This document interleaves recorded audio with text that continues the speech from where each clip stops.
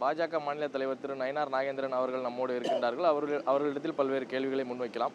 Sir வணக்கம் sir. வணக்கம். இப்போ நம்ம ப. சிதம்பரம் அவர்கள் என்ன சொல்லியிருக்காங்கன்னா, 100 நாள் வேலை திட்டத்தில் காந்தியினுடைய பெயரை நீக்கியது வந்து ஒரு மிகப்பெரிய ஒரு பிழையை வந்து செஞ்சுருக்காங்க அப்படின்னு சொல்லி ஒரு விமர்சனத்தை சொல்லியிருக்காங்க. நீங்கள் அதுக்கு அவருடைய பதில் என்ன சார்? பதில் என்னென்னா, அவங்க ஏற்கனவே அவங்க திட்டம் கொண்டு வரும்போது அந்த காந்தி பேர் அவங்க வைக்கவே இல்லையா? முதல்ல அவங்க வைக்கவே இல்லை.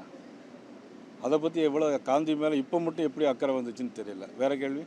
இந்த டிடிவி, ஓபிஎஸ் இந்த இவங்க வந்து தேசிய ஜனநாயக கூட்டணியில் இணைவதற்கு எப்போது அந்த காலம் கனியும் அப்படின்னு சொல்லி நீங்கள் எதிர்பார்க்குறீங்க? என்னை பொறுத்தவரையிலும் திராவிட முன்னேற்ற கழக அரசு வந்து அகற்றப்பட வேண்டும். இது ஒரு மக்கள் விரோத அரசாக இருக்கிறது. அதில் யார் வேண்டுமானாலும் வரலாம், வர வேண்டும் என்பது தான் என்னுடைய விருப்பம்.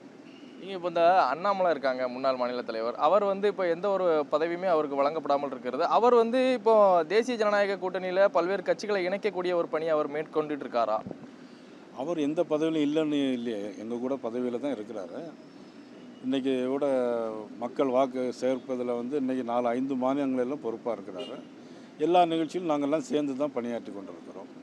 இல்லை, நீங்கள் இப்போ ஒரு நிகழ்ச்சியில் சேர்ந்து நானும் நம்ம தம்பி அவர்களும் வந்து இனிமேல் தான் ஆட்டமே இருக்குது அப்படின்னு சொல்லிலாம் ஒரு ஸ்பீச் இருக்குது. அதில் என்னென்ன, அதாவது கூட்டணி கணக்குகள் எப்படி இருக்குது?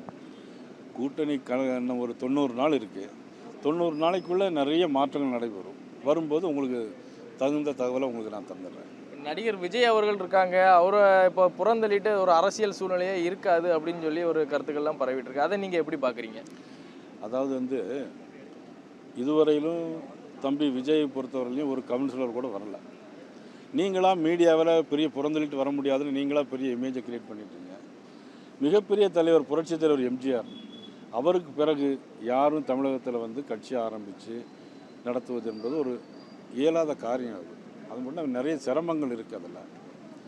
அதில் கூட இப்போ கூட தூத்துக்குடியில் கூட யாருக்கும் மாவட்ட செயலர் கொடுக்க முடியலன்னு சொல்லிட்டு அஜித் அவங்க இது பண்ணிகிட்ருக்காங்க. இன்னொரு மாவட்டத்தில் ஒருத்தர் 11 கோடி ரூபாய் செலவு பண்ணிட்டு இதுக்கு மேலே என்னால் செலவு பண்ண முடியாது அப்படின்னு ஒதுங்கியிருக்கிறதாக செய்திகள். மதிப்புக்குரிய விஜயகாந்த் அவர்கள் மிகப்பெரிய நல்ல தலைவர்.